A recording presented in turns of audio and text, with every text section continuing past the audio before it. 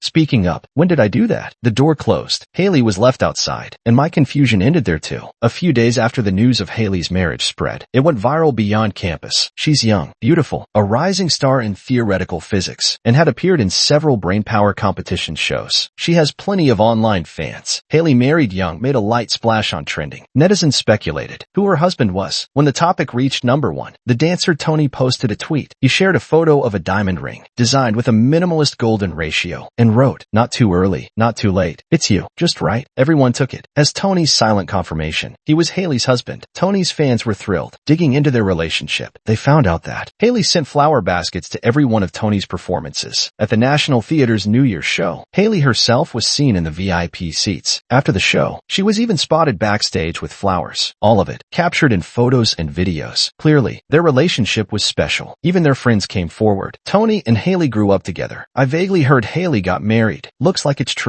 They just didn't tell us. Vaguely heard. What kind of insider friend says that? Such acting. Our marriage, by mutual agreement, was known only to our parents. We hadn't even held a ceremony. As my dad put it, too close. Feels awkward. Better to develop feelings first before going public. Tony didn't know I was Haley's husband, but he had the guts to claim he was. Haley's social media had been inactive for 3 years. Now, with her in the eye of the storm, she didn't come out to clarify anything. From what I know of her, she never lets things slide. If she didn't approve the rumors, she'd deny them or go after the slanderer. Like when I criticized her on the faculty review system, she came at me directly, but a whole day passed and still no word. That meant Haley acknowledged Tony. She'd personally take him to school rehearsals when he was injured, yet she avoided me like I was a plague. Anyone with eyes could tell who was the man she really liked. I used missing my parents as an excuse and moved back to my family home. My mom couldn't understand. This place is so far from school. Isn't the commute a pain? Driver Wong can take me. Aren't you happy to see your son? I snatched a chip from her hand. It's not that. She pouted. I surfed the web to you know. Did you upset Haley somehow? I stayed silent. She noticed I wasn't in a good mood and patted my shoulder. We don't want anything from you. We just think you and Haley are well matched. You're the man. You should be more tolerant of her. She's exceptional and has her own views. You need to be understanding. But if you're truly unhappy, we won't force it. I'll talk to her parents. She added seriously. I was touched. At least my parents were reasonable. Seeing my touched face, Mom pushed me away in disgust. Big man making that face. So gross. Go to bed. You've got class in the morning. Before bed, Haley sent a message. When are you coming home? I thought a bit, then replied. A few more days. The text bubble hovered with typing for a long time, but no reply came. The screen dimmed, and just as I was about to sleep, a voice message popped up. Haley's voice was hoarse, but gentle, so pleasant to the ear. Exactly like that dreamlike night. She said, is being with me really that miserable? My chest filled with a tight ache, like a pinprick, sharp and sour. I couldn't breathe. When I first married Haley, I had been secretly happy, but this lukewarm relationship, her cold attitude, woke me up. She had her childhood sweetheart, and I was never the same. I typed a single word. Yes. Haley had just moved in next door. In the first few months, I only saw her occasionally. We barely interacted, and I didn't have any strong impression of her. Later, my dad started using her as the benchmark, afraid I'd grow up into a spoiled rich kid. He kept comparing me to her, praising her like a model child. I'm the type who slacks off without competition, but once there's someone to compare myself with, my pride kicks in. I pushed myself to the brink, burning out just to keep my grades excellent. I was so exhausted I didn't even have the energy to get mad anymore. Meanwhile, Haley seemed to breeze through everything. While I was grinding through practice tests, she was walking her dog. While I was drilling my spoken English, she was off climbing mountains. She succeeded with ease. I began to resent her. I hated geniuses, until that summer in 7th grade. That day I felt cold all over. My head spinning like a top, probably from playing basketball and then eating something icy. I felt weak and sluggish, even long after school ended, still slumped over my desk waiting for my driver. Once I felt a bit better, I started walking toward the school gate, and there I saw her, Haley. Even though she'd skipped grades to high school, she was suddenly standing at the gate of our middle school. My head was dizzy. I stumbled past her like a ghost, but she grabbed my arm. What's wrong? She asked softly. I looked at her confused. We weren't even that close, were we? She stood on tiptoe, reaching up to touch my forehead. Startled, I flinched back. Her brows knit together. You're burning up. Got a fever. I blinked slowly, too foggy to make sense of her words. Without further explanation, she let me to sit under a nearby walkway. Wait here, she said. Then she turned and ran off, her ponytail swaying behind her until she disappeared. About 10 minutes later, she came back holding a convenience store bag. She handed it to me. Take this. I peeked inside. Fever patches, children's fever medicine, and a bottle of water. I grumbled. I'm not sick. And fever patches for kids, what's she trying to say? But Haley just shrugged like it didn't matter. At the rate you're going, your driver won't get here in time. Take the medicine, wear the patch. You'll feel better. After a moment's pause, she added, I'll stay with you. I was already burning up. No idea how red my face had gotten. I nodded. My heart started pounding for no reason. That was the first time I really looked at Haley without the filter of being the perfect kid next door. She really was beautiful, smart, and stunning, top of her class. How could I not fall for her? I asked myself. After the medicine, I got drowsy, leaning against the railing half asleep. Suddenly, Haley stood up. Through my hazy vision, I saw a gentle, elegant man standing in front of her. He was smiling. They clearly knew each other well, closer than she ever was with me. My heart dropped. So Haley didn't come to school for me. She came for Tony. She was kind, yes, class, but always distant, and I was just one more person she treated kindly. Growing up, I hardly ever had the chance to be alone with Haley. Only once when I was preparing for a physics competition, and my dad asked her to tutor me for 2 days. She criticized me coldly, said my thinking lacked flexibility, and I had no imagination. What guy could swallow that kind of insult? I threw my pen in anger and told her to get lost. She smirked unaffected. Rocky, if you won't admit your flaws, then prove me wrong. Show me you're better than I think. I never planned on becoming a teacher, but because of that one line, I worked my way into her major and became an associate professor. I thought if I could stand side by side with her in her field, she'd finally recognize me. But now I realize, only when you're not the favorite do you get tested like this. I stayed home for a week. Haley didn't contact me. We didn't even cross paths at school. Eventually, I got tired of waiting and returned to the apartment we shared. She was usually working late in the lab, but tonight she was unexpectedly sitting in the living room. When I came in, she stood up, took 2 hesitant steps toward me, and finally asked, "You're back." I nodded, then shook my head. "I came to talk to you about something." She didn't respond, eyes lowered, unreadable. I took a deep breath, just about to speak, when she interrupted me. "Rocky, can we talk tomorrow instead?" I paused, "But it's urgent." Tomorrow was the weekend. The civil office would be closed. How would I file the divorce papers? Haley shook her head. "Please, just wait until tomorrow." Her tone was firm. I knew if I brought it up now, she'd refuse. I could only wait. But the whole next day, every time I tried to mention divorce, she cut me off. By evening, I'd had enough. "When exactly do I get to speak?" Haley shook her head again, pulling out 2 tickets. "There's a school performance tonight. Let's go together. After that, you can say whatever you want." I didn't know what game she was playing, but it felt almost like a date. We had never gone on a date before. To my surprise, the performance was a dance drama. The star of the show, Tony. I scowled and turned to leave, but Haley grabbed my hand, fingers locking tightly with mine, and whispered by my ear, "Watch it with me. After that, do whatever you want." Fine. So this was how she'd humiliate me. Let me lose face in front of everyone. I'd rather quit than endure this. The teachers and students were all excited, thinking Haley came to support Tony. But when they saw her holding my hand tightly, they looked utterly confused. "Don't look at me." I didn't know what was happening either. Tony was clearly gifted in dance. The whole show was like a delicate piece of art, so elegant I couldn't even comprehend it. By the end, I had fallen asleep. When I woke up, the audience was erupting in applause. I dozed off on Haley's shoulder. On stage, Tony bowed gracefully, gazing at Haley with emotion. "Thank you all for coming tonight, and thank you to the one who's always been by my side." The audience burst into cheers. I asked Haley, "Where are your flowers? Aren't you going to give them to him?" She gave me a blank stare. He continued, "In the tough times, she was my support. Tonight's success gave me a crazy idea, that she would join me on stage, and receive your blessings too." I nudged Haley, "Go on." She rolled her eyes at me, then grabbed my hand. "You really want to go on stage that badly?"